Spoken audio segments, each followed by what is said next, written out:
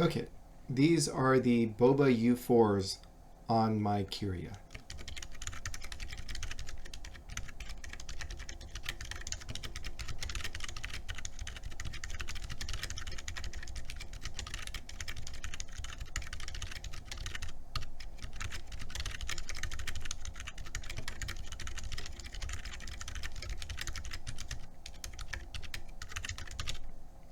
Okay, and those were the Boba U4s.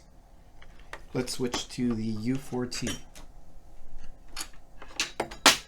Oops. All right, same keyboard, just with the U4T switches.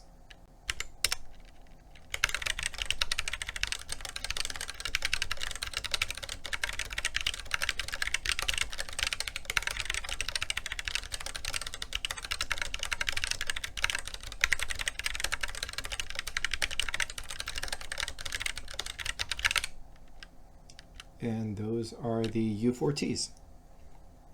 Thanks for watching.